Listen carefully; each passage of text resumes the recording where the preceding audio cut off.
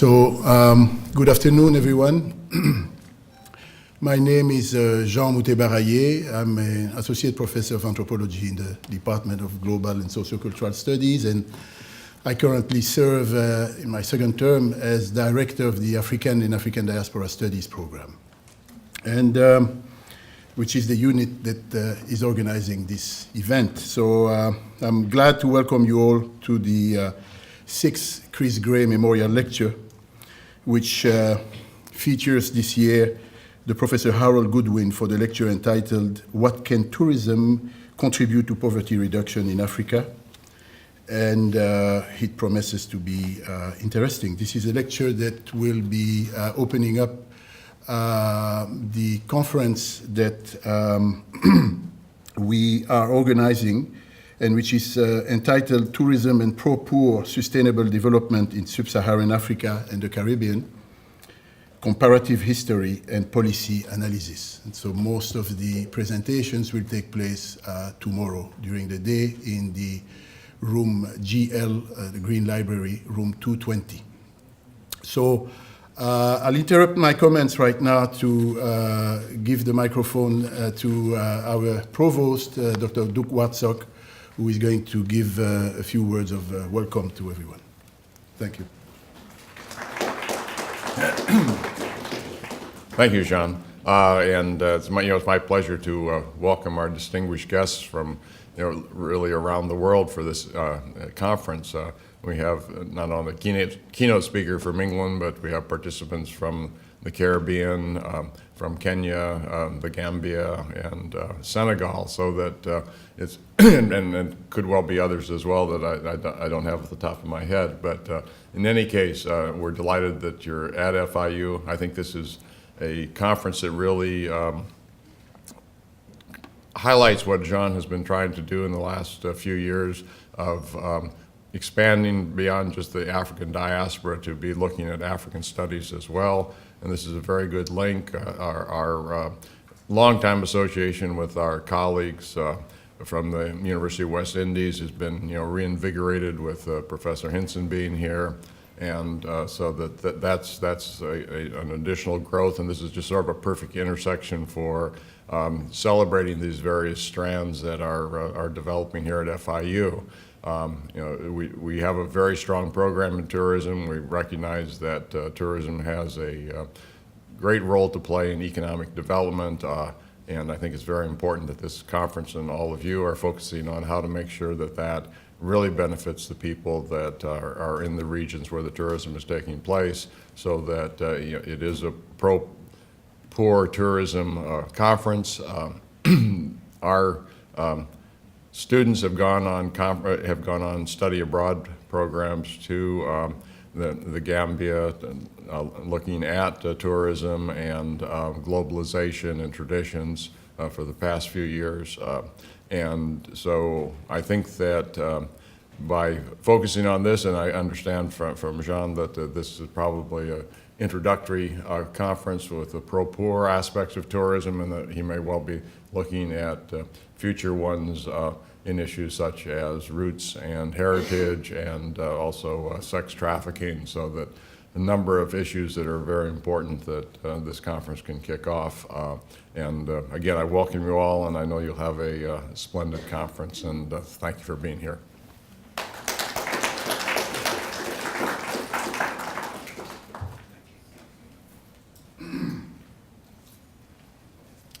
So I will say a few words, about African Diaspora Studies before we begin with the program. Is that I just want to make sure that everyone understands that we are a vibrant program with exciting and cutting-edge faculty who are doing research on a variety of issues about both the African diaspora and continental Africa. And so we offer 2 undergraduate certificates, one on African Studies, one on Global Black Studies. We have a graduate certificate in African and African Diaspora Studies. We offer an MA program in African and African Diaspora Studies, which has been going on for a number of years and which is quite successful. And we developed a few years ago 3 combined MA PhD programs with AADS in collaboration with 3 departments, the Department of Global and Sociocultural Studies, which regroups the disciplines of sociology, anthropology, and geography, the Department of History, and which has a PhD program in Atlantic history, and the PhD program in International Relations, which is housed in the Department of Politics and International Relations. So we also, as the provost was just saying, offer every year a study abroad program that brings students to Senegal and the Gambia. And so we're going this year again, and we hope to continue this program for the years to come. So I must also say a few words about the fact that we are celebrating a colleague of ours, Chris Gray, with the holding of this memorial lecture. Chris Gray's death was a great loss for AADS. He was an active faculty in the program. Back then we were called the African New World Studies program. And it was a big loss for FIU and for African history. A sad blow for his numerous friends in the profession. And so he passed away from cancer, and his illness evolved quite rapidly a number of years ago, almost 10 years ago. And we followed him as much as we could during this difficult period. So there is, just to let you know, there is a gazebo dedicated to him, which was dedicated to him by the person who was back then provost of the university, and whose name is Mark Rosenberg, who is now our president. And so there's the gazebo that is between DM and looking at the lake, the little lake, and the SIPA building.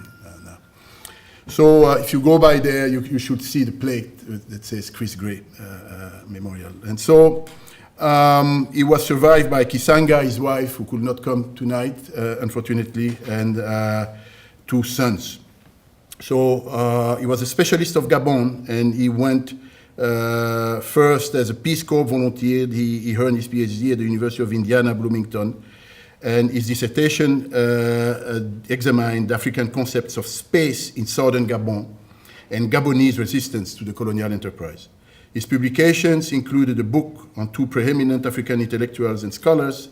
That book, the first one, focused on the conceptions of history in the works of Cheikh Anta Diop and Théophile Obenga.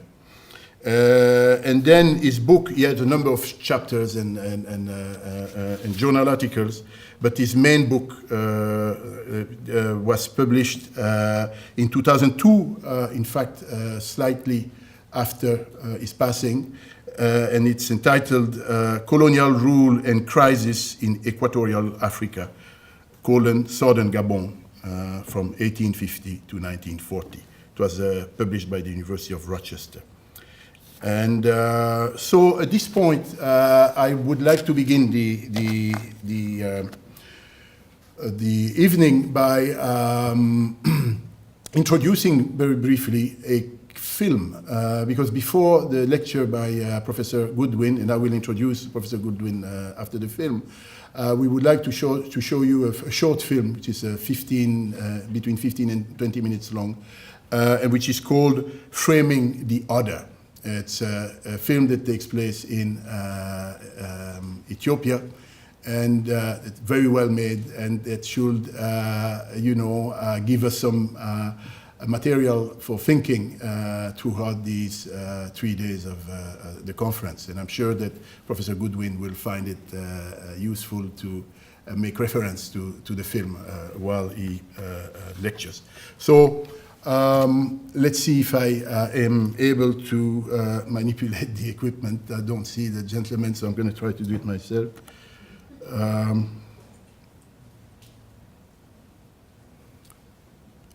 if Monica knows where as soon as the film begins, we could turn the lights off. Let's see.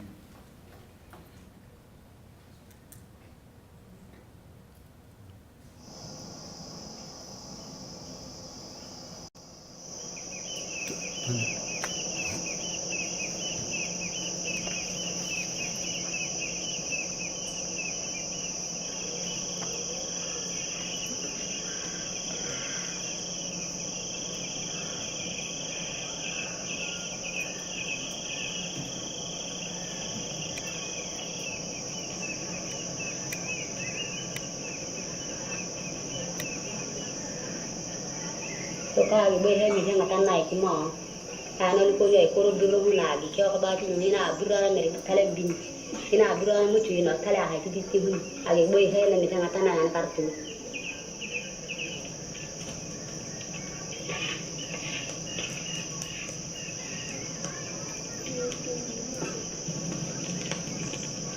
aga na bu nya tan ti na ka bai hai ho nya na yo yo ka pa ti ka ti na ti ne oi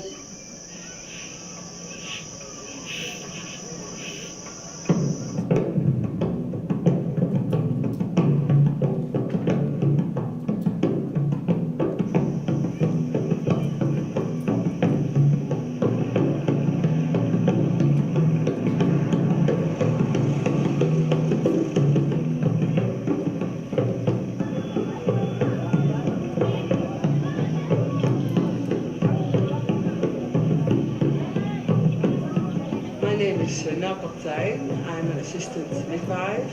I come from Holland. I think it's great to see the Mercy. I think it's very special to see the woman with the lip plates and the paintings on her body.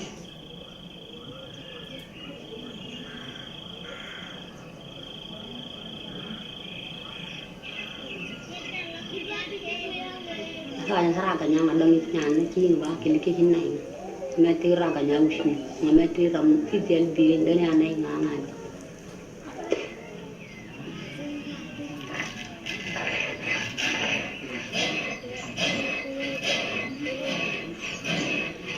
ni kelo ko ragan ti ko dua kan da kan orang ni ki ngak du naron ko itu ngani kire watanan kwat kudra guan bữa nay thì cùi nên chỉ là coi kia là coi mà nó cùi này cắn này nên để bữa nay coi mà coi có hành cùi này nó cắn này nên ki ngà nó ra hai cái răng hai cái con nào mà con nào kia con nào mà không có hai không rồi nó kêu đi bữa nay kêu tụi đà nó kêu đi dan beda nya reki aki turusi na wuli kunne jitan ngani ukun ay katala bain kaloran.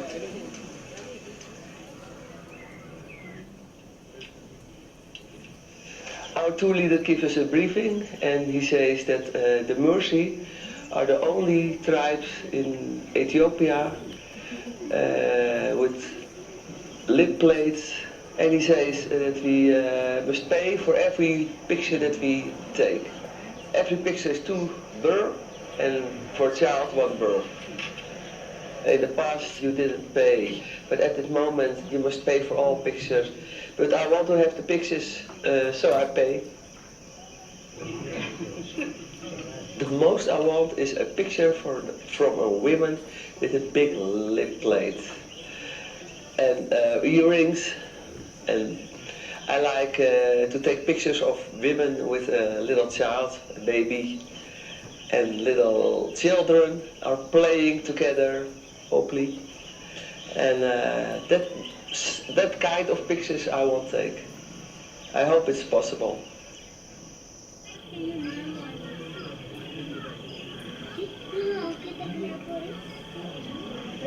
Ku ka lo ki bikin nya mun tin tuan na ko jen kyo ti na li kwai ke bunga e jinga ko jen ki ta ke dingan alo chala alo mun li ku nga wadi na ngani kim na ko jen ki na rom li lu ba ta na ki wana ma u na karhen nan an ko jen ki konani bure bara ko jen na bure bara ko jen ngati war ko yo kare kende sigi ke resari na kim na Kin nga ko ito nga ko jihen kitin ni gidi so tiktir nga. Mua do dam dan na le gidu ni kin sigya kede sigya kitin ni gidi na kin sigya. Kalau de binga kulli ra na hin mai ka jaden hin ti ai ka jaden de bion. Kulli ke kulli te dai to. Kan chap bui so kan chap bui lu nya to mona an ki te to bui kuru nu tuan. Kulli kulli kala ko jaden na ke jele duru. Kim di tara tu na ule ma tu ni ngai an ko nyor boy ni ki ko ri tu nya kan ne on.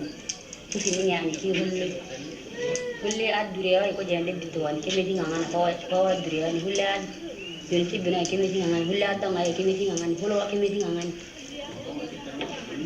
ko dun ne ke de kya mo ahil no anu ni bude di harna ke de ngana kulle no ke tra bala hunna ke ina hulo de dinga karakta kala ko lo ko man ne ko imbo kon nai na ka je hen ba ko je hen tir kulle ni nge ni ko la mi hulo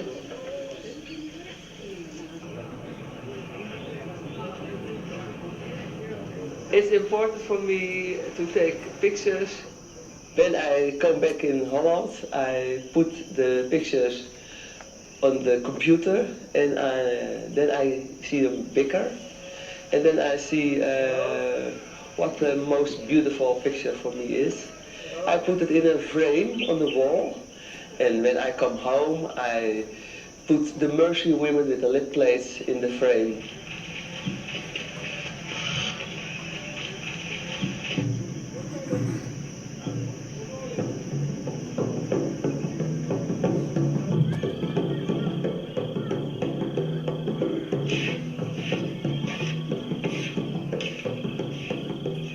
Uli karu nga mare oni jang no na me karu nga uli karu nga eje ni ku buin sho huni nga eje ya de te nga dir huna ya he hulu ya bra bale nga de dua mana ya he kata de bitu kata de binga na ya ga bitu nga nga ko kulu de dia na ya ni ku na kita na ku tiru bu ni ka ku te pura na itu de tu ku ji ndula tu nya ko nya ti na ka ku te ti di ne chi Sebab dan nai jinga ajibra raja dari kuli kan hira kalau malu ni ajibra raja rama kuna hira kiana ngangan kiana temuang kalau nu kiana ngan kalau janga uli buah bae uli kejone ke ani kejira na kan lai ni uli kiana sama na ina kejona dakan ko jene kan ya ni madin bira yo eja ja mo ai tu eja tu eja da bro na dina ku dina ka jama ka jewan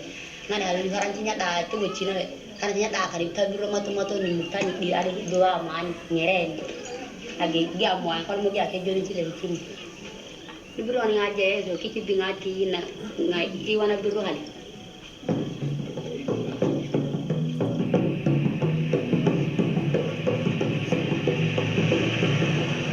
My cameras are in my backpack.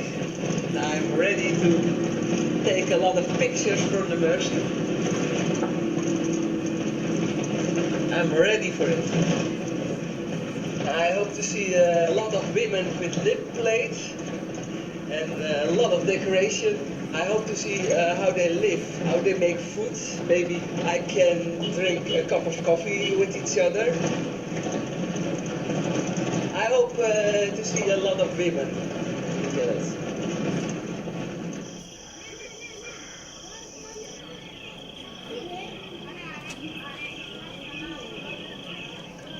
Kalau ni punya korang dua lo meh uji sana ci uji na to di binu ba di dahalan aun itu tersian tidak ada miti na huni ku bugen boyang agi na lo meh bugen boyang kimi nga chali lu ku bonu na bu na kara bi di na chali le ko lo nga ajak ca hu ta hi nga ha ke ciro mu dai nga hu na ka je tur ka ta le bru dia ba ko je tan tuwa hun Aku tu anak hang bikin, tetapi nak bikinnya kan buat kalau mungkin orang habis bikinnya kita kira orang Cina anak nanti kecil rumah, bagian apa bagian kecil naik kalau dari orang berkunjung pun caharan saya anak kecil rumah dah, nanti kecil rumah dah kan dia bina. Kalau aja kita kalau kau hanya kita kita curi dia kebun biar biar dah kiri mana saya anak kalau nggak kita terus ini kalau ini sehari siang ini kita dulu kita lagi lagi tu harus kita udah tua di situ juga kita udah anak ini cincinan ini ni kamar ada ni anak cina bayi ni kalau dia pun kawat bayi ni Kaladana til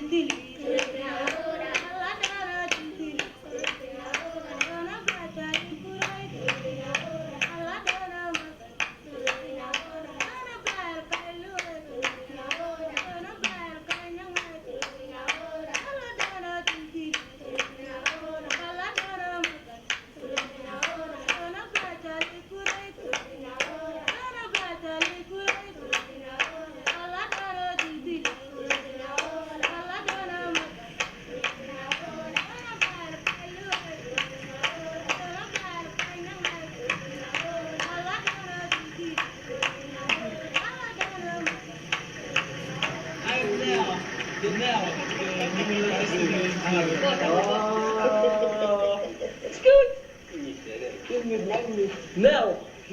Nel. Yes. Nadoni.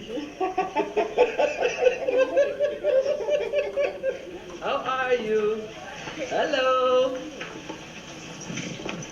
Hello. Nice to meet you. Hi.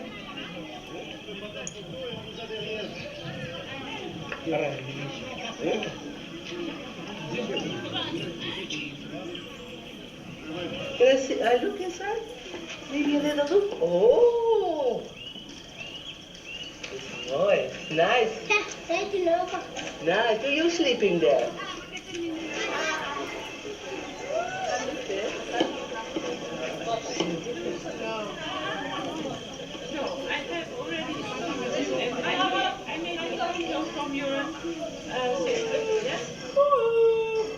Hello. Smile to me.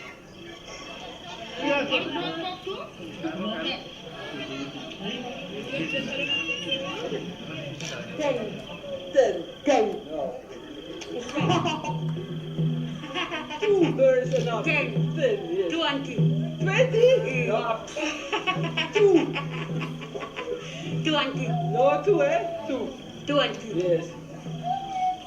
Your girlfriends, eh? Bye. Cheese. Cheese.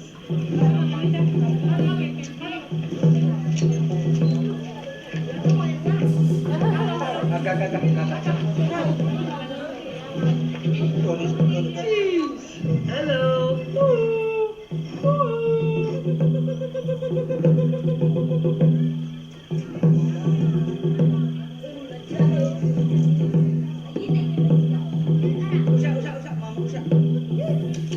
One or two? Yes, you're little, eh? One? Two,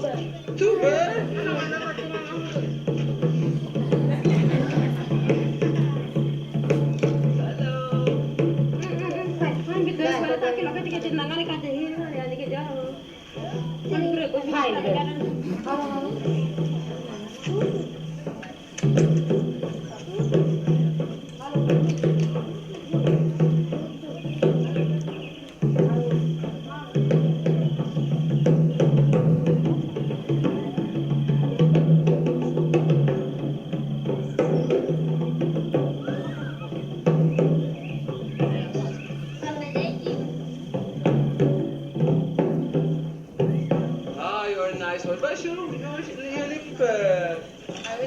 Yes, put it in. Put it in. Yeah, it does. It's fake. This is fake. You put it in. It's fake. You put it in. Yes. Why? Why no? You cannot put it in. You fake. You fake. You put it in. You cannot put it in. Now, one bird, eh? That's a fake photo. 3. Okay. 2. Okay. 1. Okay. 2 birds. Thank you. What do you say? What do you say? Thank you. Thank you. Oh ja, ik wil... No, ik wil niet zo'n dingetje.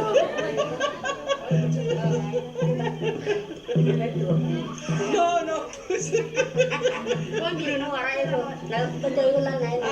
I see. How many bear? It's a very big one. Together, 7. 7. 2. We are girlfriends, eh? We meet each other so.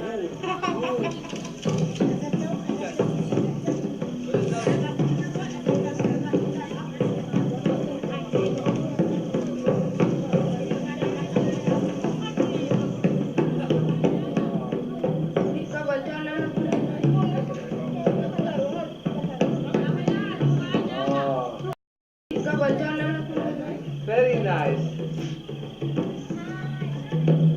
Okay.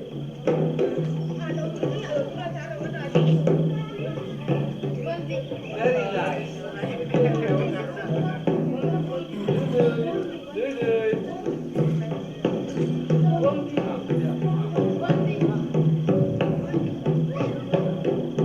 Hello. We make a deal. Hallo ballon. Ja, ballonfoto, kijk. Wij maken zaken. What? Thank you. Push out my head. Thank you. Thank you. Thank you. Wait. Oh. Was zo fijn?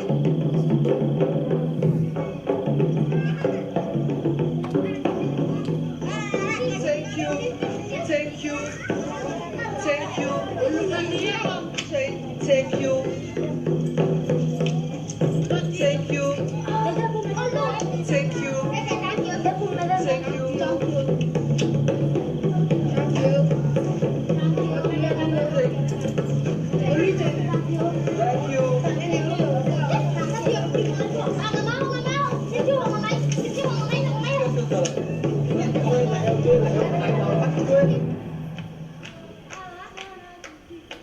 Never the mercy. Jongen. Very hard. They're pushing and they... But the balloons are very successful. Oh, one picture, one bird. No, one picture, one balloon. Oh, it's great.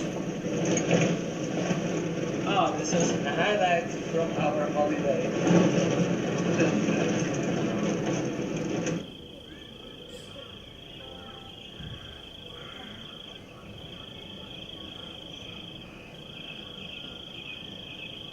Ba chalim ngana ne yone bra chara marra man ajeng ai chuang e ke na ka a hai ge ko ni ai chuang agi ba na bu mana ai ke no ngan. My head is full of emotion.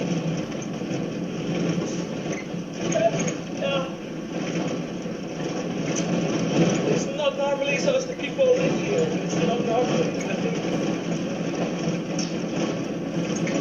And we make them so, we didn't make them. That's not good. I think it's not good. The little children see that when they growing up with only make pictures, make money, pictures make money. I think it's not good. For the future, this is not good, I think. Ani wala ga belle la ho na yo yo la hina ki ali mo ifum chaya ali kono na ngama te ali hona del ne no ani ko diko hiru bu ba ni na ngama te la kwa ki wi na seno na ke del na khara bon she na ngani koyen ngani ngama te wa na hagin ajay na no kula ni ngani boy bar ne na ni. I feel guilty about this. We can change. This has happened and they must stop tourists. They must say no more tourists in that village. At home I will say it's very heavy to go there and it's how it is.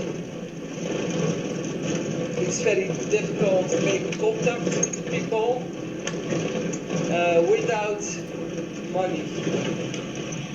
Hula kuno achalli an ko ke chalen na hula kuno no ay biro ci ko ramar ma hunna te ra gerta ha ni ma ci ko ni ke gerta bira ra gada ni na ko de binya raman na ke je ko de binya raman na hari hari ka ko hari ha gena jana to hira an ma ko jala na an ke ni ngan an kai ne hullo yi.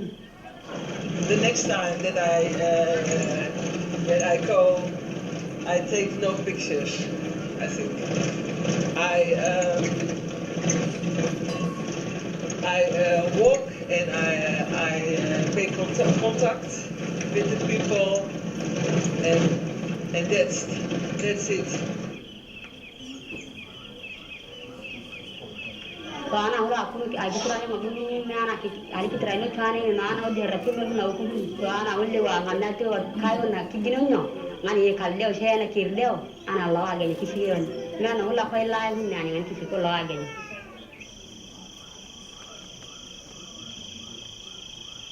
Oh, this is nice. The woman with the little child. I see happiness in her eyes. The woman with the little child with white faces. The man with very black skin. Paint his whole body. That's a nice one. The big earrings. That's also a nice picture, but so serious. Yes, when I see her eyes, it do something with me. I'm crying again. The lady with the big lip plate, I think that's the best one. I like pictures with happiness, not sadness. I see kindness in her eyes. I think we like each other.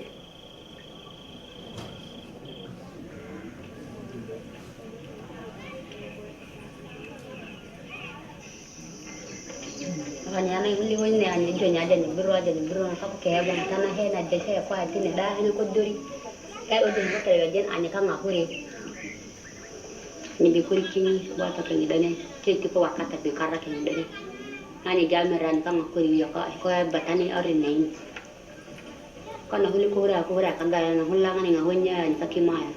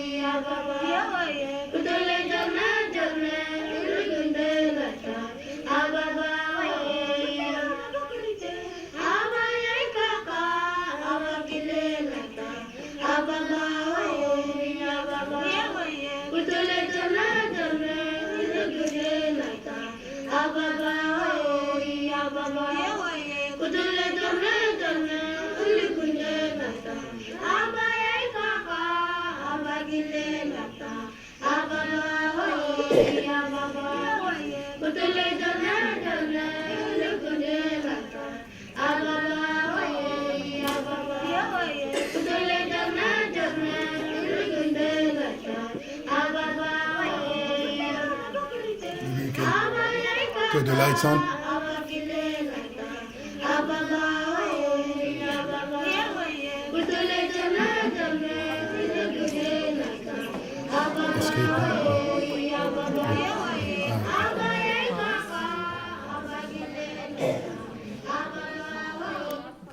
Okay.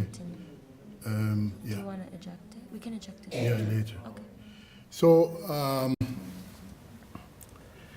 thank you very much for listening. So this is obviously a film about violence, the violence of some tourist encounters, I guess.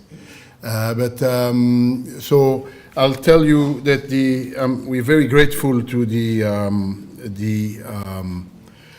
distributors of the film to have sent it to us, asking us to show it to you all free of charge. So I just want to let you know that we will make sure that the film is purchased by the library.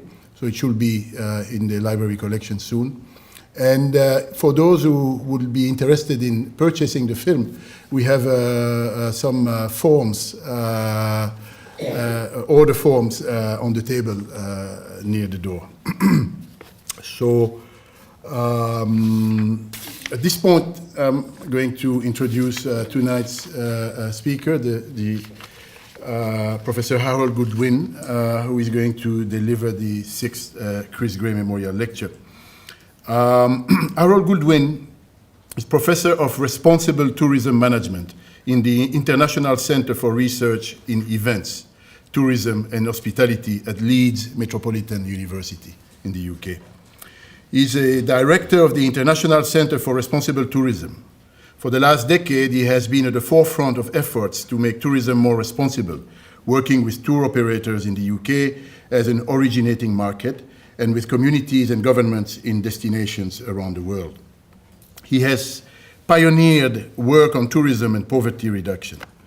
He wrote the original paper on tourism and poverty elimination for Britain's Department for International Development and was a founder member of the Pro-Poor to Tourism Partnership.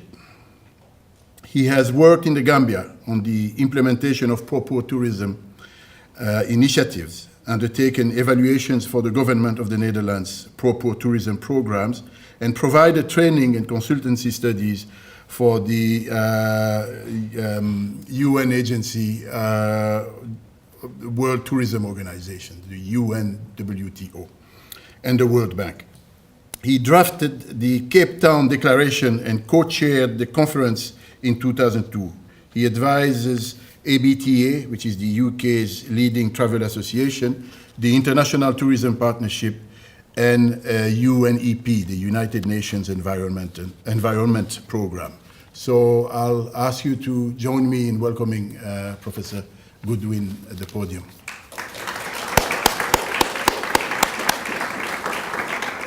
So I don't know. It's very hard, actually, to come to speak after that film. It reminds us, I hope, how unpleasant some aspects of tourism are. And it's difficult, really, to know what to say after a film like that. I find no pleasure in watching it. I also wonder whether the tourism is the only form of exploitation that we just saw. The making of those kinds of films raises their own ethical issues. And I certainly will want to talk to the filmmakers about the terms upon which that film was made and the purpose for which it was made. But leaving aside the filmmakers, tourists really aren't very nice, are they? There we go. It's a great honour to have been invited here to give the Chris Gray Memorial Lecture. I wanted to remind us of this from Sir Isaac Newton, standing on the shoulders of giants. Academics often forget that the contribution that they make to knowledge is at best marginal. It's always built upon the efforts of others. And I think it's incumbent on us to recognise, and particularly upon me to recognise, the contribution which has come to my knowledge and my learning from the many people I've worked with around the world on pro-poor tourism, some of whom are in the room today. It's also important, I think, to recognise that I wouldn't be here if it were not for Chris Gray, and that it's a great honour for me to have been asked to give the Chris Gray Memorial Lecture this year. It seems to me important, particularly as I get older, to recognise the contribution which previous scholars have made, and that none of us start with a clean sheet. We all build on the efforts of others, and we should remember that and celebrate it. What I'm going to do this evening, really very quickly, and perhaps at too much pace, but this is being recorded both by me and on video. It will be available afterwards. I really want to try and set out what I think are some of the big issues that need to be talked about over the next day and a half, and I should apologise in advance for the fact that I won't be with you tomorrow. I have a pressing family commitment which I must get back to, so I'm flying back overnight tomorrow. But I want to talk about the ambiguous legacy of tourism and development, and talk about tourism and development in theory, talk a bit about the emergence of pro-poor tourism, talk about the pitfalls and what I think has been a missed opportunity over the last 10 years. I want to look at a couple of case studies. I want to look at what I think are the prerequisites for success, or at least some of them, and I want to end really by setting out what I think is the research agenda, given the focus of the conference over the next day and a half. Now, we've just seen an incredibly powerful example of what the problem is. And I think there's great merit in the social anthropological critique of tourism. I accept much of it. But it isn't the focus of this lecture. And I do want to focus on the benefits of tourism, but I do not think we should forget the many negative impacts, particularly the socio-cultural negative impacts, and also to recognise that the neo-colonialist critiques of tourism are very powerful. I once had never know how I feel about this, but I came out, I'd been to see an elderly lady, and she wouldn't have minded that description. She was a lady well into her 70s, who was beginning to open up a restaurant in Langa in Cape Town. And as I came out with her and shook her hand to say goodbye, a tour coach came by. And the people were standing at the windows looking down, taking photographs. And she turned to me and she said, you know, they treat us like animals. And I thought that really does sum it up. And I'm afraid that's what I was reminded of by that film. And I'm not sure that the filmmaker's hands are completely clean in that either. Tourism is not the only cause of those social changes, but it is an important one. I came to tourism because I wanted to use it to make better places for people to live in, and better places for people to visit second. My interest in tourism has always been about how it can be used to make better places. Tourism is, after all, a social activity. That tourism takes place in that way because of the way the tourists behave. The tourists generate the kind of tourism that we see, and we're either revolted by it or we celebrate it. But it seems to me that we all have a responsibility to do the right thing and to make a difference. And the filmmakers are very clever in bringing that out in the response of the Dutch woman talking about what she'd just been through. But I'll bet she'll be back there taking her photographs the next opportunity she gets to go and see the other. So, what about the legacy? I use this photograph from the front of Leslie Francis's book a lot because it sums up what the problem is about tourism. A tourist is, by definition, somebody with leisure, and therefore wealth, because they can take time off. They have leisure, and they have the means to travel. They are inevitably wealthier than most of the people that they go to visit. DFID frequently tell me we don't do tourism. And one of the reasons they don't do it, I think, is that they don't like the juxtaposition that there is between the wealth and leisure of the tourists with the poverty of the people that we try to help through pro-poor tourism. That juxtaposition is uncomfortable. And I felt very uncomfortable, as I know Adama did, watching that movie. The other thing I'd say is that tourism is not a noble industry. I once made the mistake, in a way, of going back to DFID, having just been doing some work in Zimbabwe, and talking about the fact that I'd just come across 20 young women who had got jobs in a new lodge at Mahenya, in the southern part of Zimbabwe, and who now had full-time salaried employment. And the problem was they were working as chambermaids. And for them, that was a fantastic job. Yeah, it beat the hell out of going and collecting water every day or hoeing the fields in the midday sun. But for the young women at DFID, this was completely unacceptable that women were becoming chambermaids. The big social issue in that village was that those young women were now earning more in a month than their fathers would earn in a year. Now, I take no position on this. It's not my community. It's not for me to comment on it. But it does seem to me that the social impacts of tourism are much more complicated than we sometimes think they are. They change power relationships in communities in ways which are significant and important and often unresearched. The negative environmental and social impacts are well known. Development banks and master planners go after projects which will involve the building of bankable projects which will return cash. And Adam, I'm sure tomorrow will talk about what that's meant for the Gambia in terms of the way the master planning process changed tourism there. This is why I got into tourism. I was moonlighting in my previous career, taking groups of very wealthy tourists around the world, and I kept seeing this slogan and I thought, this is just plain wrong. It isn't enough just to take photographs. You have to put something back. The community has to benefit.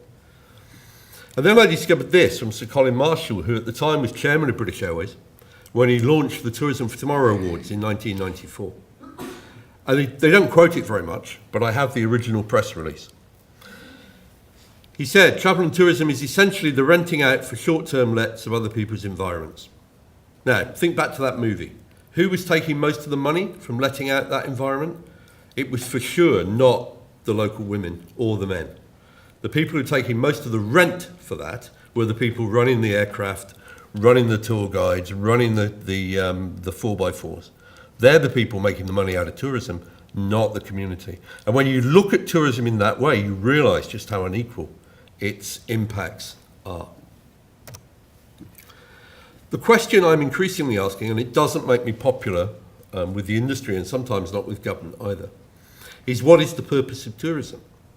Now, it's obvious for the tourist it's about recreation, it's about experiencing the other, and I did write that before I saw the movie. But it is about that experience of the other. For businesses, it's about making money. But in a way, that's just exploitative, isn't it?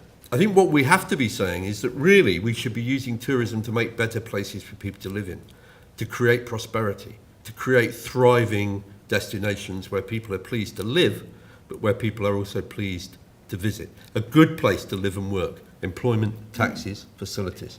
We should be looking much more for what is the contribution of tourism to local communities, rather than just focusing on arrivals or visitor spend. The real question is who's getting the benefit and what are the implications of that benefit for the way people lead their daily lives. This campaign, which ran for years in Britain from Tourism Concern, a leading NGO, campaigning on the impacts of tourism, is unfortunately no longer active. But I think it's a really important campaign, reminding us all that when we go on holiday, wherever we go, if I go just down the road to spend time at the countryside, I'm taking my holiday in somebody else's home. I'm having the privilege of spending my leisure time where somebody else works and lives and brings up their children. And that was picked up for me very powerfully by a Swedish NGO fly posting in Ljubljana, which is the capital of Slovenia. So they're going abroad to do their fly posting, but making the point that your everyday life is someone else's adventure. And that's very much what that movie was about. It's very much, Adam, why people go to the Gambia. It's to have that experience of the other. Now, the critical question is how they had that experience of the other and how exploitative it is. And that's, I think, where we can intervene in this. As these people showed in the movie, this is the economic opportunity for the economically poor. Those tourists arrive with a great deal of money in their pockets. The critical question is, how much of that money can you take off them?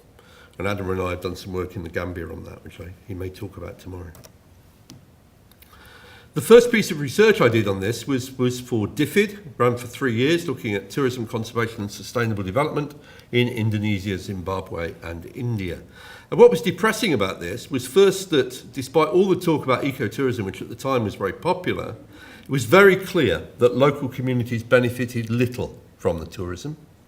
And secondly, it was clear that very often the national government was subsidising the visits by the tourists. In 2 of the parks, it cost more to administer and look after the tourists in the park than they were paying in park entrance fees. Which, when you think about it, is shocking. These are developing countries with severe strains on their national exchequers, and they're actually subsidising the visits of tourists to those national parks. Makes no sense at all. We move on to the issue of tourism and development. There are two really competing schools of thought on this. The modernisation position that somebody like Rostov takes, and the dependency that came out of the work of Andre Gunder Frank in Latin America, and echoed by World Systems theories from Wallerstein later. I think, ironically, that, my students often say to me, well, which of these theories do you subscribe to? And the truth is I subscribe to both of them. It seems to me that they both apply in different contexts. And it comes back to that basic point that I want to reiterate during this lecture, that actually tourism is what we make of it, and we can make tourism work in either of these ways. It's a choice that we have in the way in which we construct tourism and the way in which we operate it. Tourism clearly is a big opportunity. I won't go through all these figures that are there on the presentation, but it's clear that the money which is made from tourism by the least developed countries is really significant to them. It's regarded by 30 of the 49 least developed countries as an important sector for growth and development. And it's either the biggest or the leading for a large number of those LDCs. It also has the benefit that it creates employment, especially for women, youth, and the rural poor. It's also true, if you look at the work of UNCTAD on LDCs, that if you look at the people who graduated from it, Botswana and Cape Verde and Maldives, tourism has been an important part of the reason why those three least developed countries managed to escape and cease to be. Samoa is expected to leave that group in 2014, and again, tourism will be a part of that. Vanuatu and Bhutan are the next ones on the list, and again, tourism is a significant part of those economies. So tourism has been, and I think will continue to be, a benefit to least developed countries in terms of their opportunity to escape LDC status. I love that quote from Pliny. There's always something new from Africa. One of the big differences between my generation and my students, who are mainly in their 30s and early 40s, is the sense of where is the most exotic and interesting place to go and visit. And for my students, it's nearly always the Southeast Asia, Indochina area. They're fascinated by the cultural diversity. And yet Africa is the world's most diverse, most culturally and biologically diverse continent. The report on the left was done by some people I worked with subsequently on the Tourism Conservation and Sustainable Development project. They wrote a paper back in 1998 for the development charities in the UK saying you made Africa boring. And Africa was made boring for that generation of people by the pictures of war and poverty and by the inability of the mass media, particularly in the UK and Europe, to portray and to reveal the diversity of Africa. It's been lost. And I think it's a big responsibility for my generation and future generations to bring back an understanding of the importance of the diversity and the rich cultural heritage of Africa and the African diaspora. A lot of unrealised potential in Africa. They have 5.6% of the world's international arrivals, and that only nets 3.2% of receipts. Very few countries, Egypt, South Africa, Morocco and Tunisia, make it into the top 50 worldwide destinations for international arrivals. The macro problem, I think, was pulled out by Christian Crompton in a paper for the World Bank, an important paper in 2001, when they said that tourism must generate economic benefits for a broad spectrum of the population, and that including people in decision-making and preserving the resource base were fundamental. And they made what I think is a really important point for the conference, which is that what you need to do is to integrate tourism into the overall planning of the country. It's no good planning tourism separately from the rest of the country. You've got to do integrated planning between tourism if you're going to make those linkages happen. And it's really only through the linkages that you can bring the economic development. And Adama, I'm sure, tomorrow will talk about the work they've done on the Gambian Is Good initiative, which was about integrating agricultural production with tourism. But one of the problems, if you look at this as a political scientist, is you've got a very fragmented industry. In general, large numbers of small and medium-sized enterprises. There's a lack of strong domestic lobbies for tourism. On the other hand, they face powerful local national interests, the role of the airlines, for example, in securing and preventing access air access, the monopolies which make it very difficult for people to get tourists into some destinations. The Gambia suffers from that, as does South Africa, a number of other destinations. And then on top of that, you've got the problem of elite capture, where particular families will capture most of the value of tourism, particularly a problem with cruise tourism, but not only with cruise.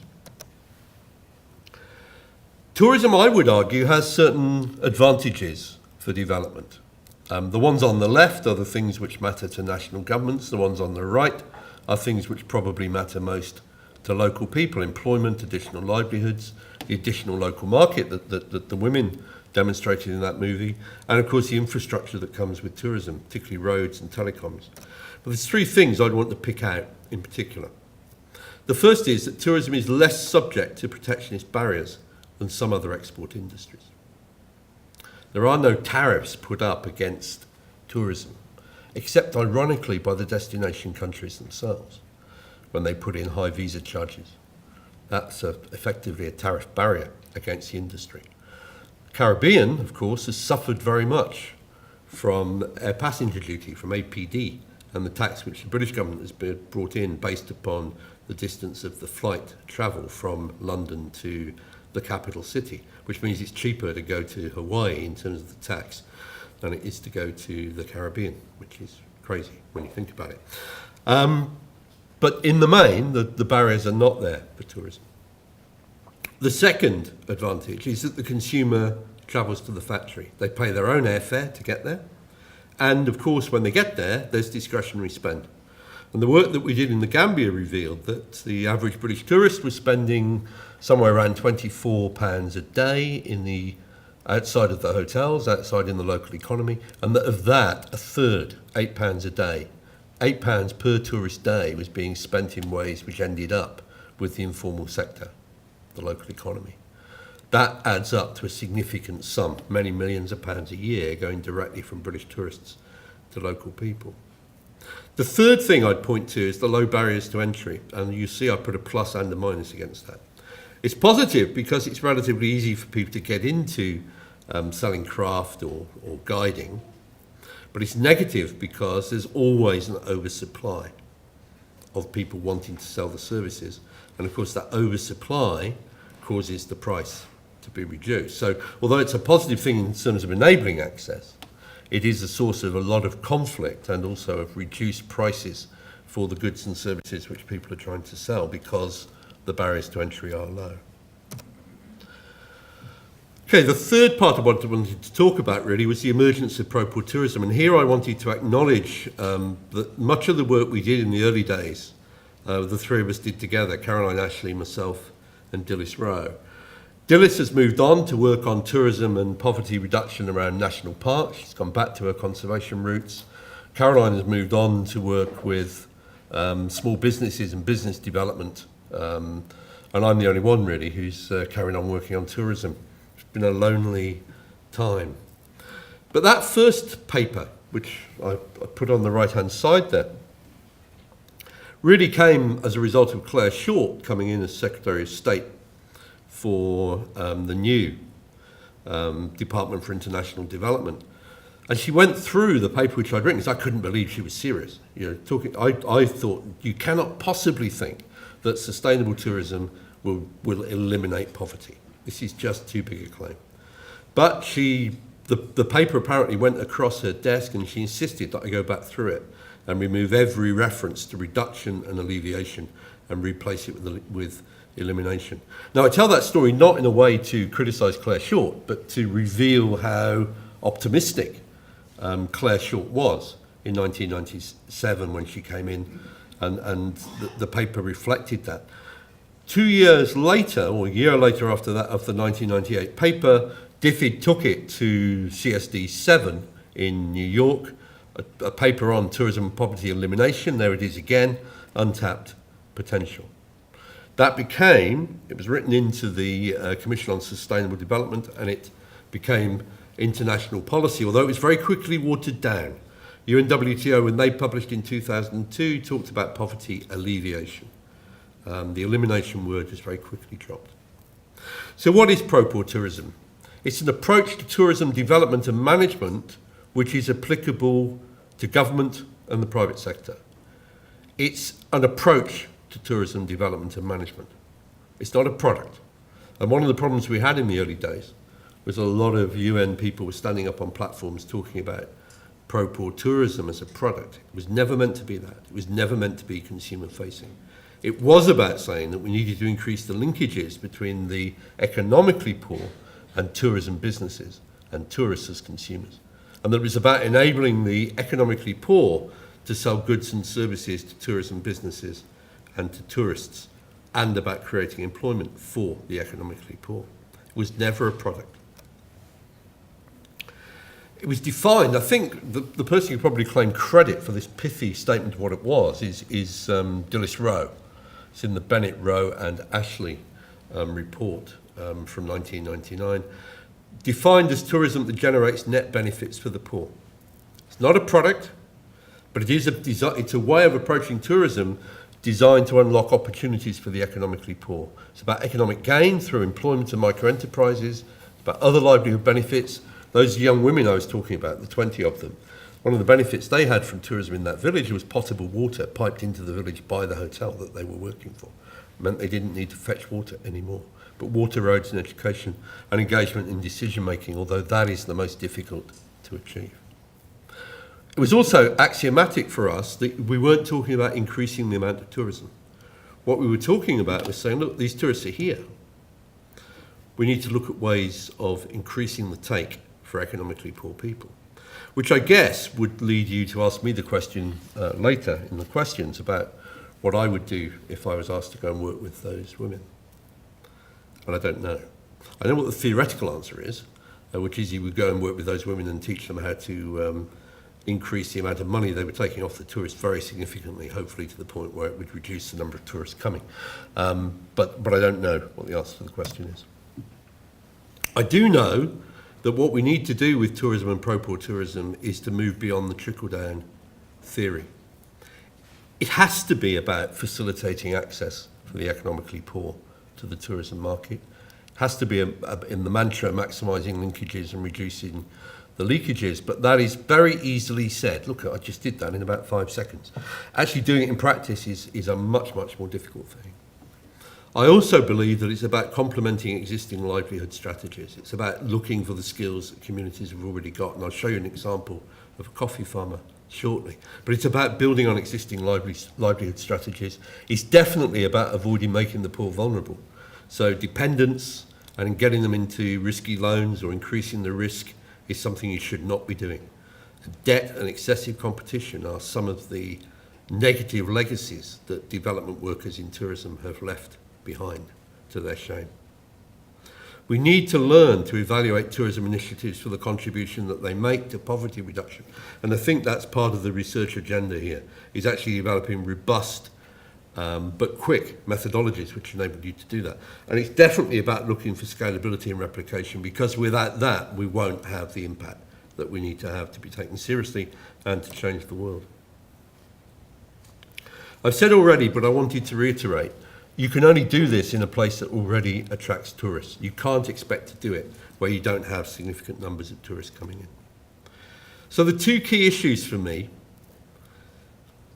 if you arrive in a community, are what goods and services can the economically poor produce, which can be sold either to tourism businesses or through tourism businesses to tourists or directly to tourists. In other words, what has the community potentially got to sell in terms of goods and services? And is there a demand for that? But then a critical question, which we don't talk about enough, is where the balance is between competition and complementary products. Very often you see tourism development workers generate competition, excess competition, by teaching too many people a particular skill, or engaging too many people in opening up accommodation, so that all you've done is force down the price because you've created too much supply. And that the other issue is, how do the economically poor producers relate to the private sector? Do they choose to cooperate with them and have the advantage of access to market, or do they try to compete? And too much emphasis has been placed on accommodation and not enough on the complementary products, the kinds of experiences which tourists will pay extra for and which don't directly compete with the private sector. There is a case for policy guidance. I've been involved in writing 2 lots, one for the South African government, the other for the Caribbean. We did it with the Caribbean Tourism Organisation. I have to say the Caribbean one made us very unpopular. I was the one who drew the short straw to go and face the Caribbean Tourism Organisation with the draft report, and there was a lot of criticism of us for not finding lots more examples from the Caribbean of where tourism had benefited the economically poor. And I left the conference room with the request that if we'd missed anything, please to let us know what we'd missed. We didn't get any emails. 2005, I think by that point, being a degree of despair as the partnership, we began to articulate some principles. That any kind of tourism that benefits the poor was pro-poor. You didn't have to use the language of pro-poor. That it was about doing business differently. That what you needed to be able to demonstrate was that the economically poor had benefited. Now, you might think that's rather an odd thing to write in some principles about pro-poor tourism. And in fact, looking back at this, I do think it was an odd thing to write. But the reason we wrote it was that the primary beneficiaries of pro-poor tourism initiatives in 2005 were consultants, NGOs, not the poor. And that's something that we have to take responsibility for, because we were part of framing this in a way which enabled the professionals, as it were, to benefit more than the supposed beneficiaries from the activity. But it's also clearly going to be about mainstreaming and market access. The other problem that we ran into was that we had used the language of pro-poor because of the discourse which was current then in the late 90s and the early 2000s of pro-poor growth. And pro-poor tourism was just a way of focusing on tourism within the context of pro-poor growth. But of course, as soon as other people, it wasn't actually us, but other people talking about pro-poor tourism, started going to communities and saying, do you want some pro-poor tourism? We imagine immediately and quite rightly got quite a big backlash from that. So we began to talk about the economically poor, but probably too late. It certainly damaged the language. Okay, other pitfalls, a missed opportunity. These 4 points are not ones I share with you with any pleasure. Quite the opposite. There have been far more failures than there have been successes. I've done 2 major sets of evaluations, both as it happens for the Dutch government. It's amongst the most depressing work I've ever done. You look at the hundreds of thousands of dollars which have been spent and the small demonstrable benefit to the economically poor, and you can't but be embarrassed. And as ever with evaluations written under confidentiality agreements, which means I can't even use the results. But I can talk in general about what I found. Far too little evidence of interventions which deliver. And often, and I say this with no pleasure, but because I think it needs to be said, that the main beneficiaries have been the consultants, whether they've been development agencies, private sector, academics, NGOs or charities. Nobody is without a stain on them for this. It has been a characteristic of work in the field, and it's been a missed opportunity. The unintended consequences have been the ones I've seen, and there'll be many that I've not seen. Indebtedness, which I've seen left behind in Quaylap in Peru and Razua in Nepal. Elite capture, which the case study that was written up for us about Tropic Ecuador demonstrates. Denying the value of the time of the poor. I remember looking at an example where the economically poor had been taught to make pizza, which would have been fine, except they didn't have any raw materials in that valley from which you might make pizza, and they didn't have any tourists to whom to sell the pizza. But it was a big success because the requisite number of training days had been delivered. So it fulfilled the criteria of the donor, but it just really abused the time of the economically poor who'd sat in the classrooms while they were taught this. And incredibly, I've seen a training manual used with tea houses on the trekking route into Nepal, which I kid you not, contained training on how to do silver service in the tea houses on the way to Everest. I mean, it's hard to credit that these things can happen. But the bigger problem, the one that really lies behind this, is that the focus has been on inputs and outputs. You know, what has the development agency said you can spend, and have you spent it in the way you said you would? Has become the main way that these projects have been evaluated. Whereas what we really need to focus on is what are the outcomes, what are the impacts, and what are the beneficiaries got out of it. And I think that, John, is where the research agenda needs to go. There's been very little of that kind of research. Pro-port tourism, from my perspective, looking back on it now, was sidetracked. It was captured by the ecotourism and CBT, the community-based tourism practitioners, the inheritors of that tradition which goes back to the integrated conservation and development projects of the 80s.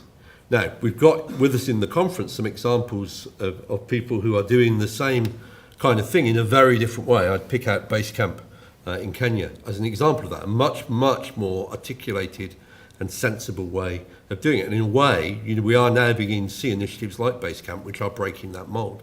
But my goodness, we've had to wait a long time for that to come. And much of what happened in terms of tourism and poverty reduction was actually the continuation of traditional community-based tourism approaches which have demonstrably failed time and time again.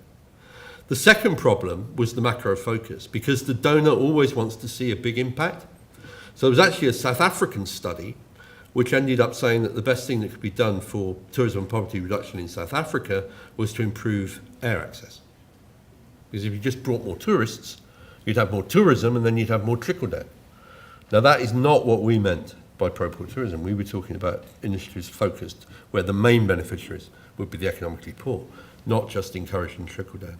Value chain analysis became very popular, partly because it enabled people to say, look how much the poor benefit from tourism development. But what value chain analysis was doing was essentially measuring trickle-down. So again, the money went from interventions to funding studies, which is great for academics. But it's not what I hope this research group will be about. We failed to become mainstream in the development of tourism, except to say that some of the private sector projects that we've seen have been much, much more successful. Fig leaf for neoliberalism, I'll put my hand up to that, and you may want to ask questions about why we published online with free access. We might have done better to publish in the journals, but that was a decision we made. I want quickly to look at one case study, or a few case studies, but one in detail. The first is the Gambia. Now, Adam, I'm not going to talk about the Gambia because I'm sure you are tomorrow. But I do want to acknowledge that the Gambia has been an incredibly important laboratory for understanding pro-port tourism. And that photograph down in the bottom right is actually of a much younger Adam Abbar.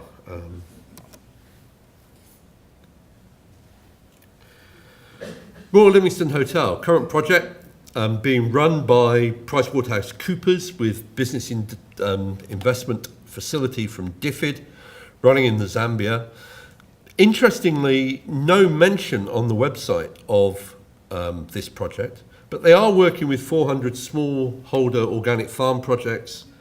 They are running worm farms. They are beginning to transform the local economy through the supply chain.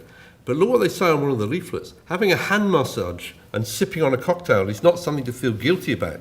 It's quite possible that the person holding your hand was once a street child. The barman might have a similar background. The fruit will be locally grown.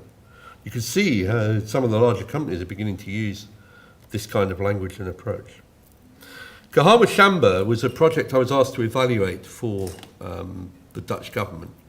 To be honest, it was the only successful project that I evaluated in something like 2 years, primarily working on evaluation projects. So I'm very passionate about this. I'm also incredibly jealous. I wish I'd done this project because it's one of the best I've ever seen. Essentially, it's a coffee tour run Monday afternoons, 10 Monday afternoons a year, by coffee farmers on the slopes of Kilimanjaro. And it's an experience of going around a coffee farm with the farmer. The project was done by Harold Bockholt, who's still around doing similar kinds of projects. Coffee cooperative. Before he even went to visit the coffee cooperative. He'd already sorted out that there was a supply and that there was a market. Identified an international tour operator willing to include the experience in their program before he even went to visit the site. He developed the training to be delivered in just 2 weeks, immediately before the first tourists arrived. So they minimised the waste of time for the local community. There was full monitoring of the impacts from the outset, and I'll show you the results of that in a minute. It's experimentation. The chairman had them the chairman of the coffee cooperative had people sat in rows. The farmers then discovered that people wanted to go straight to the fields. The product evolved because the community had been empowered to evolve the product. Only 3 months of ratings. They stopped rating it after that because it was getting full marks from every tourist who went there. And they started to grow coffee seedlings. And you can see from these photographs the kind of pleasure that people get from being there with the coffee farmer processing the coffee. This woman wouldn't give up the stick. She's very selfish. Similarly, this guy doing the roasting. The tourists get very much into this. It's a very good experience. But this is very different from what we were seeing just now. This is a different way of doing the same kind of thing, and it's far less exploitative because it's about people engaging as equals. Most of the conversation that was going on in this slide was actually about taking the kids to school and football. Yeah, it was about what people had in common, not what they had that was different between them. And tourists are looking for those common things. Not going to look at this in detail with you, take a look at the slides, but basically what it shows is in the first 6 months, they grossed $10,000 worth of sales. And we can see here, because they kept the records, we can see who the beneficiaries were, and we can see the total net individual earnings from that. If you look at this in cost-benefit terms, from a community perspective, it's a small investment in training and the use of communal land for the camp. It's an existing cooperative, so they've got a strong structure. It's a high volume, high margin, low capital intensive intervention. They're not going to build anything for this, apart from a block of toilets. The return on the investment was that they got a third of the cost back in the first 6 months of operation. Now, most people would regard that as a good rate of return. What are then are the prerequisites for success? Why was that so successful? Well, the first, I think, was there was low investment, so there was no debt. The community was not landed with debt. There was strong governance.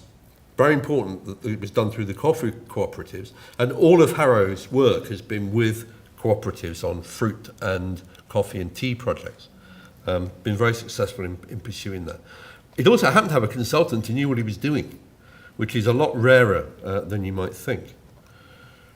The demand, the location, and the supply matching was done very carefully. It was done adjacent to the airport where people arrived. This was people's first experience as they arrived in Tanzania off the flights. It was their first experience of Tanzania and one of the highlights of the holiday. So great for the tour operator. They've got a half day when they've got nothing else they can do with them before they go to the hotel in the evening. It's a perfect first experience. Short, high-quality training, critical mass of tourists to work with, lots of spreading of benefit, quality experience, importance of monitoring the impacts, and then replication, because the whole point of it only being for 10 weeks was as the demand increased, they went to other villages. So no village became dependent on the tourism. The tourism was always some additional livelihood. So I think this is about taking responsibility for doing it right. It's about identifying who the beneficiaries are, reliably reporting on what benefits they've had. It's about being held to account by the donor, and there isn't enough of that. And it's about making sure that the people who commit time and resources to the initiative are going to benefit from it, that you're not asking them to engage in something which in the end they won't benefit from. The other place, Adama, which is probably as good a laboratory in some ways as the Gambia, although a very different one, is Kerala.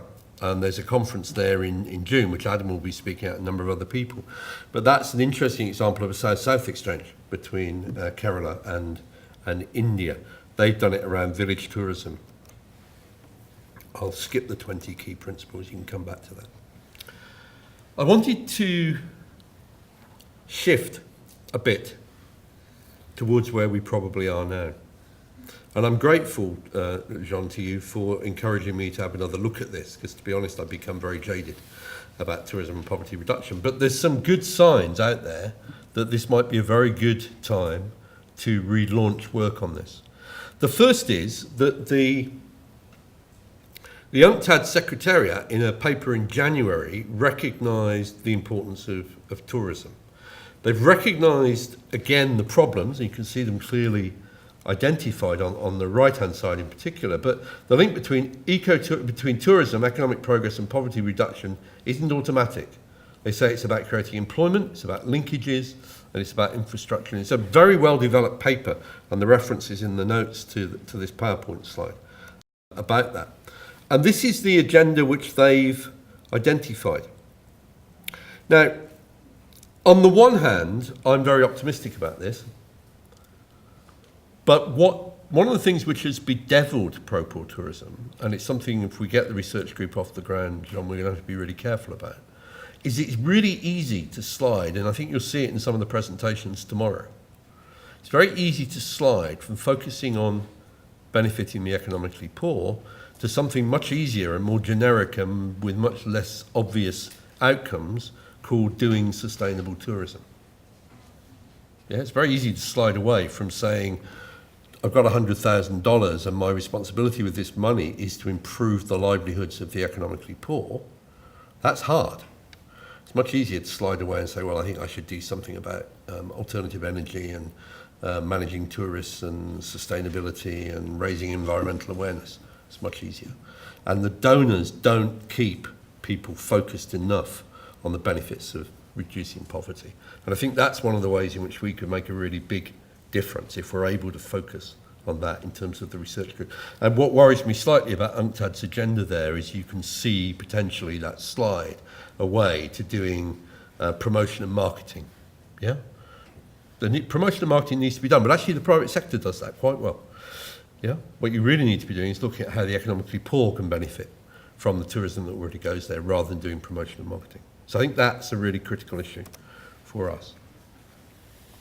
We've also seen this major realignment over the last couple of years with the formation of the UN Steering Committee on Tourism for Development.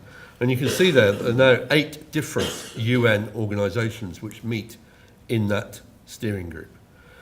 Increasingly recognised that the contribution of tourism to development can only happen if there is better policy coherence between the various ministries. That governance agenda, I think, is critical. And they talk about creating an enabling environment for tourism to flourish in, from nobody lesser than the Secretary-General of UNCTAD. Now, if I think back to when we were talking with UNCTAD 10 years ago, it was very difficult to get them to focus on tourism as an opportunity. Now, John, they are. Yeah? Tourism is right there with the Secretary-General. They've got the paperwork. We need to be going to them with the ideas about how that might be done. World Trade Organization, incredible this. You know, you go back 10 years, I knew Dale Honecker 10 years ago.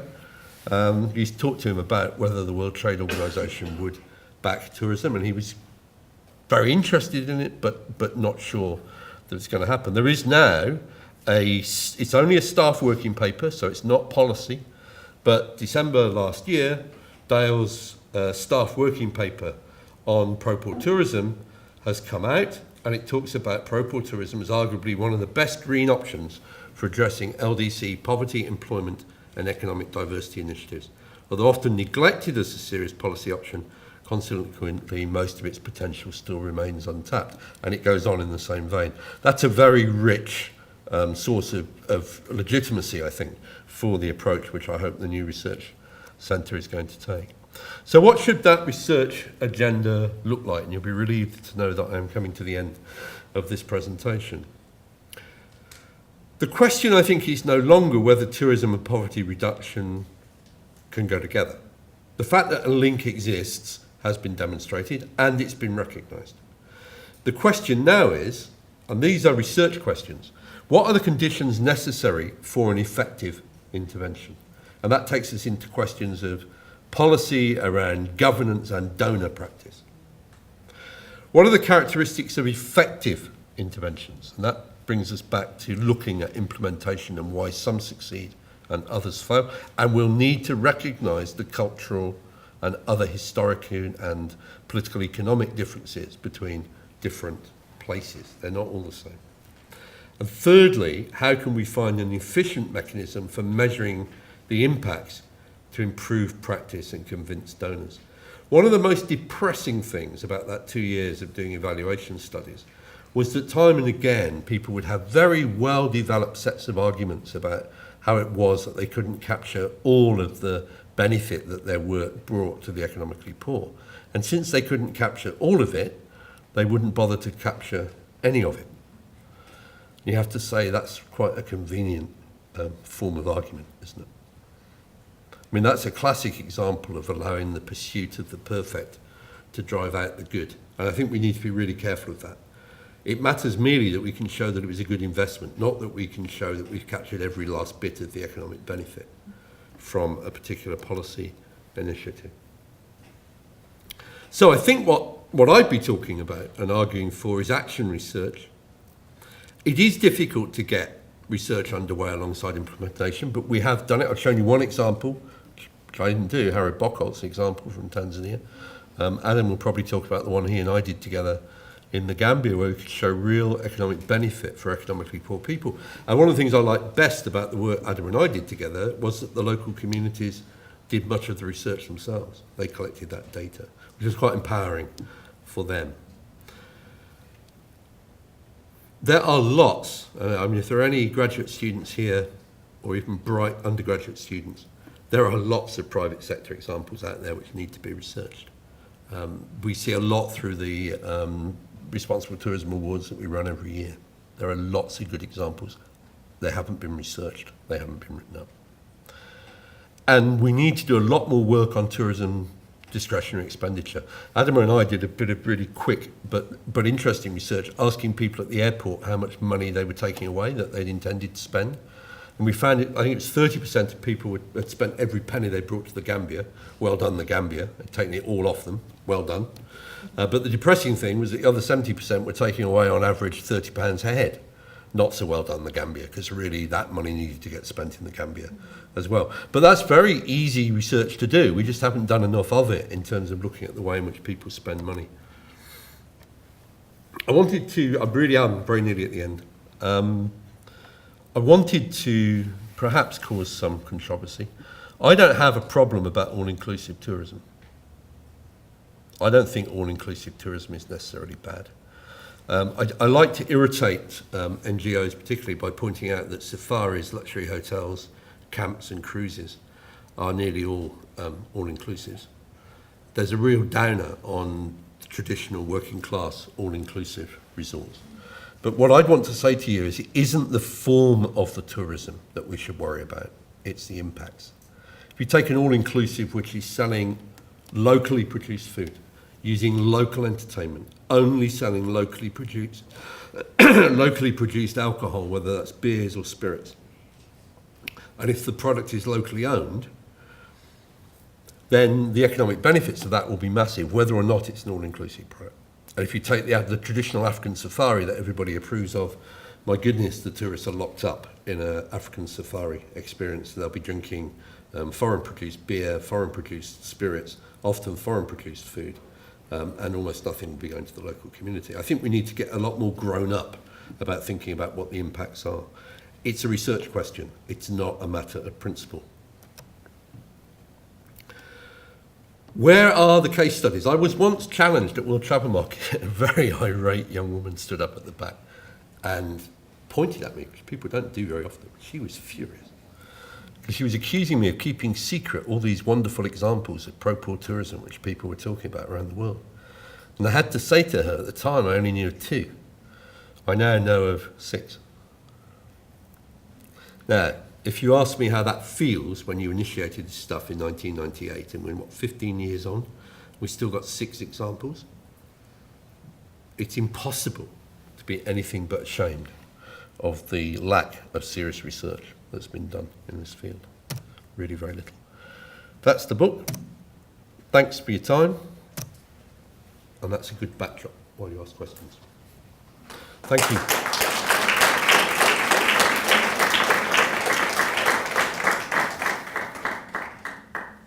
So we have a few minutes for questions. There's the mic. Where's the mic? No. So he will have the mic. We need to talk in the mic so that what I'm doing is not good, in fact, because we are recording what's going on today, and he our voices, the mics are connected to the camera. So please talk to the mic.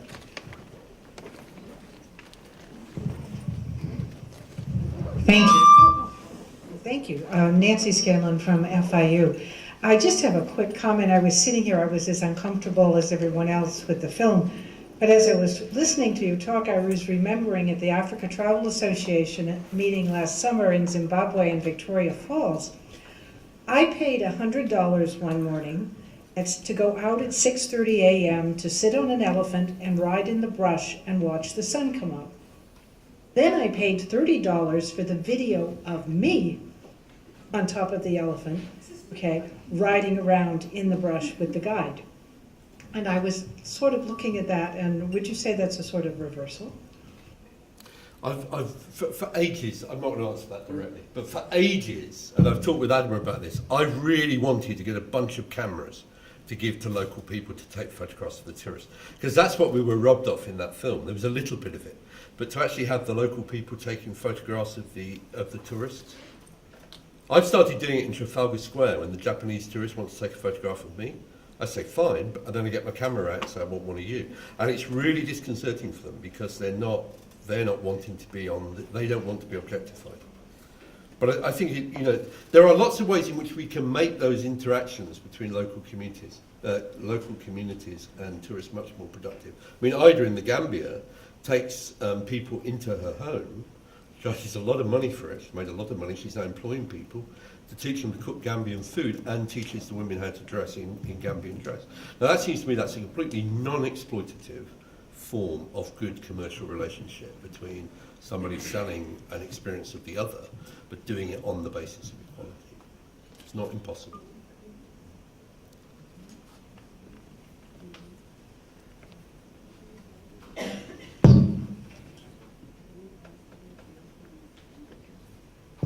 Thank you very much. My name is Kweku Boachi from the University of Cape Coast, Ghana. And Prof, thank you. From your speech, I'm hearing three things. I'm hearing volume, I'm hearing power, and I'm hearing capacity. Now, my question to you is, often you would realize that the trickle-down effect that you alluded to really doesn't get to the poor people. Yep. Now, in the case of your success stories, how did it get to them? How was their capacity built? And how were the power dynamics neutralized so that the poor people could benefit from tourism? Thank you. Okay. There's no short answer to that, so I can't answer your question fully, but it's a really important question. If you take the Gambia example, the problem there was that the small-scale producers have been essentially locked out of the industry by a number of different kinds of barriers. And what we did was to sit down with those producer groups and say, what are the barriers which are stopping you selling your products? And then we worked to remove, ADAMA in particular, worked to remove as many of those as we could. And we didn't remove all of them. But we removed enough that we were able to demonstrate an increase in the standard of living of those people. So one of the reasons that we were successful was the total focus on a defined group of beneficiaries. And there were whole groups of beneficiaries that we failed with. I asked Adama over a glass of wine later about the taxi drivers. The main reason Adama has gone grey was because of the taxi drivers. I mean, you won't necessarily always be successful, but it is that focus on particular beneficiary groups, which I would argue is vital. And the other one, which I think we don't do enough on, and I nearly used the slide from China. I mean, the most poverty-stricken community I've ever visited was in China, at Lugu Lake. And there's a UNWTO master study of how they're going to create a resort there. And then you've got the most abject poverty. I mean, poverty of a sort that I've not seen outside of refugee camps. And you just know that that group of people is never going to get employment in the resort because the distance between them in terms of their level of development and what is required for the resort is too large. But in Lugu Lake, you also saw a matriarchy where every family had developed its own beautiful lodge and was successfully selling tourism. And I think the difficulty with answering your question is that it's a question of where we focus, and there is no easy generic answer to your question. It is about dealing with the specifics in each case. Yeah, I'm happy to talk to you more about it, but it's difficult to answer that very good question briefly and generically. It's because it's all about the detail.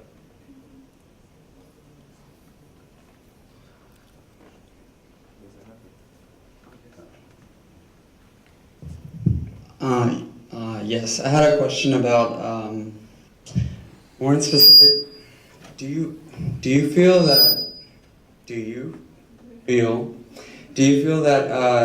in order for less developed, what's deemed as less developed communities, in order for them to become more sustainable, do you feel like it's necessary for them to partake in globalization?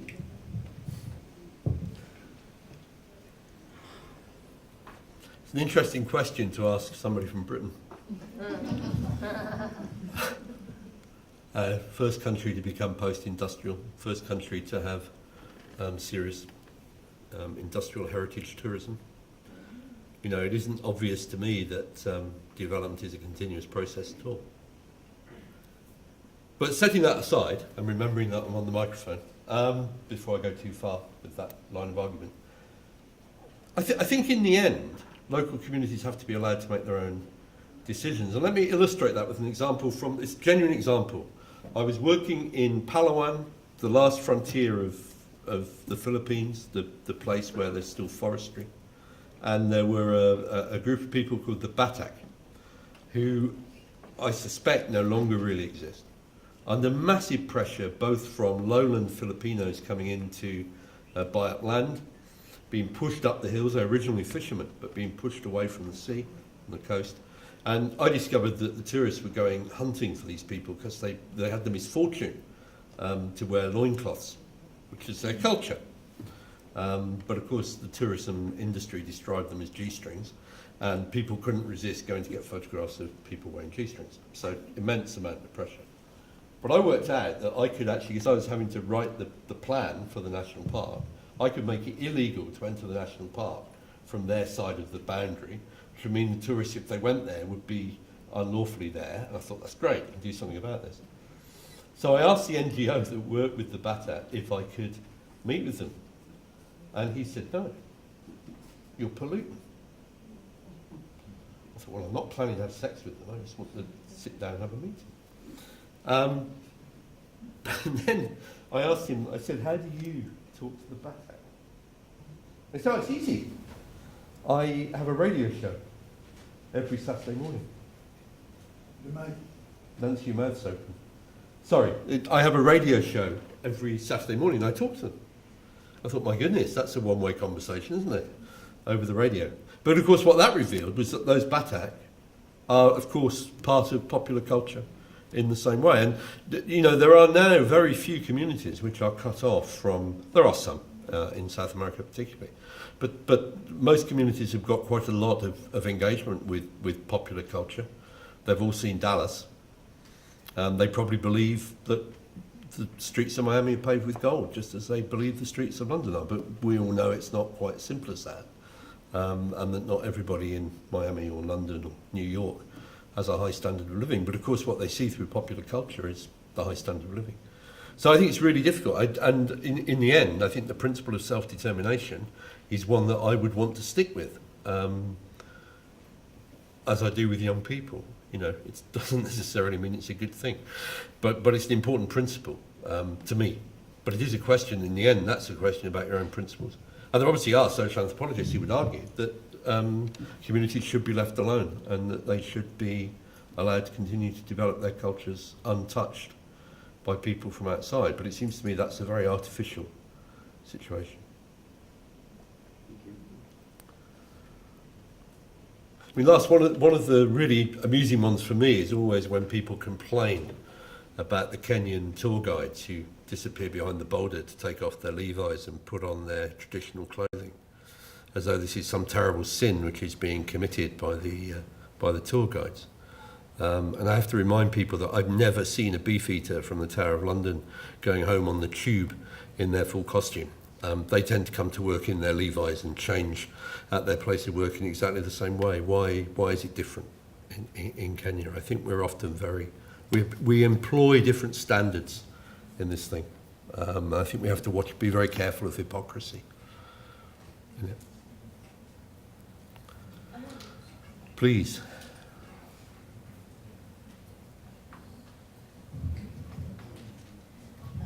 Okay. You know, I'm really sorry about that.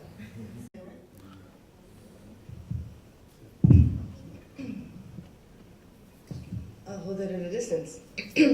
What can be done to encourage tourists to tip more generously, or pay more for what they're actually consuming when they go, or search for ways to help the local economy? I mean, what are some strategies that could be implemented in terms of the tourism industry to educate tourists before they travel? Are there options? Are there any possibilities? I would say that we've had some success with that in the UK, both generically because of the campaigning work by groups like Tourism Concern, the campaign that I was part of in the mid-90s with Voluntary Service Overseas. We produced a leaflet and we had a competition in schools basically saying, it's a much better experience for you if you go and buy your souvenirs in a local market, at a local stall, rather than buy them from the hotel shop. Now, the hoteliers don't like that very much, but the tourist does because it's a better experience for them. And we need to be conveying those messages. Our journalists are now conveying those messages much more when they write about travel and tourism. If you look at the Gambia as an example, Gambian Experience, which is a specialist operator, only does 2 destinations, Gambia is one of them. They now give their tourists a lot of information about projects they can go and see, a paper recycling project where they can go and purchase souvenirs to take home. And it all actually improves the quality of the experience for the tourists. So it's not that difficult to engage with the industry in that way. And I think the travel media have a lot of responsibility, but so do governments, Unfortunately, if you look at London, I once brought, just to take it away from the developing world, I used to bring in groups from abroad, and one of the groups I brought in was a group of Polish apple growers, quite soon after the wall had come down, early 90s. And I asked them what they wanted to see, and to my absolute horror, the 3 things they wanted to see was the Trocadero Centre, which is just a shopping mall. They wanted to have a Chinese meal in Gerrard Street, and they wanted to go and see Buddy Holly at the theatre. None of those things are in the least bit English, and none of them were going to contribute to the local economy of London at all. It isn't just a problem for the developing world. Those images of what people have as being the local experience are something where we could be fighting back in tourism across a much broader agenda, arguing for local economic development. But essentially we need to do that through the marketeers and through the tour operators and the travel writers and the guidebook writers. I mean, Lonely Planet and Rough Guides have both become significantly better over the last 15 years. But there's loads more work to do.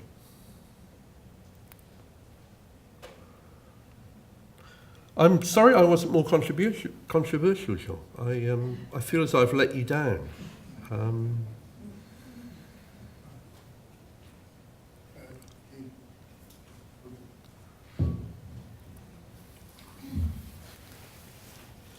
My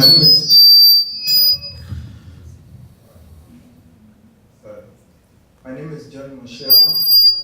I'm from Kenya. I am a language specialist, but one of the things I envision tourism is an industry that has to be hand in hand with the culture and the people and with the language.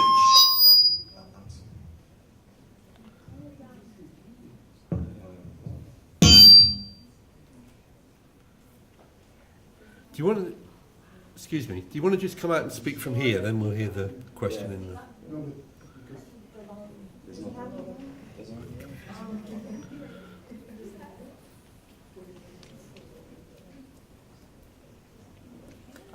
Thank you. Yeah, I'm John Moshela. I'm from Kenya.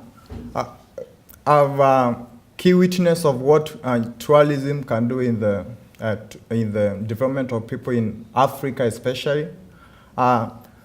I've been trying to work with the American students as a language instructor for Swahili, and trying to make them understand the culture of Africa and the language.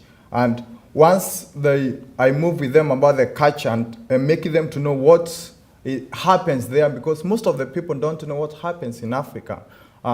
They think that Africa is one very poor village where there's no development at all. But trying to make them know that we have the very poor societies or very poor communities in Africa. We still have the middle class, we still have the upper class, and then making them to know that they can still engage in development conscious activities when they are there as students or when they go to work there after they graduate. And so after teaching a number of 3 of my students, I invited them, after making them to love the language and the culture, which is Swahili language, I invited them to go for tourism in Kenya.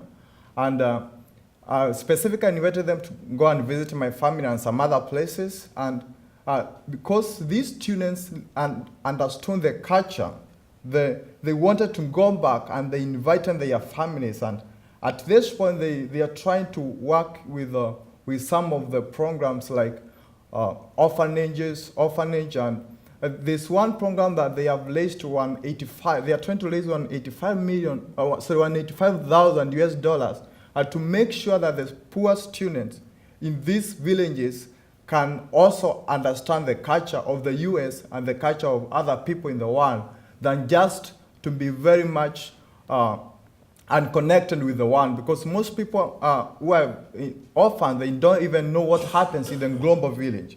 So I think us as the community, us as the Africanists, us as the people who are more exposed, we need to make the people we interact with understand the culture and the language and the people in those communities, so that once they go there, they are at ease to speak to them. Especially if you know the language, you can be able to express yourself. And if you don't know the language, at least you know the culture, then you can be able to see what happens, and you feel a member of that community than if you go there you don't know anything that happens in that community. Thank you.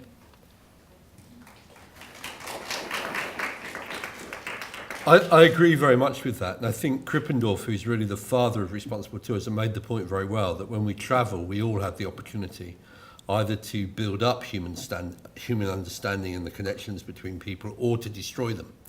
And it seems to me that what we saw in the video is an example largely of that relationship being missed and probably destroyed in terms of the relationship between the two groups. But if you do it right, and there are tour operators who do it right, there are individuals who do it right, there's a massive opportunity to create understanding between people. But it comes back to the detail of how it's done. It's not that travel is necessarily a good or a bad thing. It's a question of how you do it. And it comes back to it being a social activity. And we construct that in different ways. And I think universities, teachers like yourself, have a big impact on the way in which people understand. The mass media do too. I mean, this image of Africa, which is what I was talking about when I said you made Africa boring, it's shocking what the mass media have done to people's image of Africa. I mean, Africa's contributed a bit, but mainly it's been the way in which Africa has been understood. And I think there's a lot to be said for a kind of renaissance of interest in Africa, particularly because people are missing what for me is still the world's most fascinating continent by a very long way.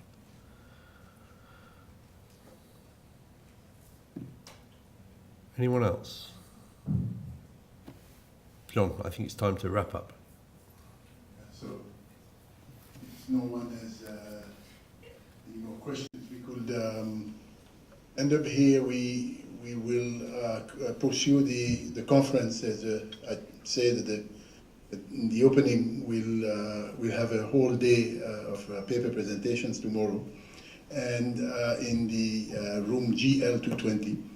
And I would invite you to, if you don't have to leave right away, and particularly the conference participants, to a small receptions that we have scheduled here in the back. And so it has been a pleasure to have one of the think I'm going to stop here. But one of the, world-renowned specialists of responsible tourism with us to open up the conference, and let's just thank him one more time for.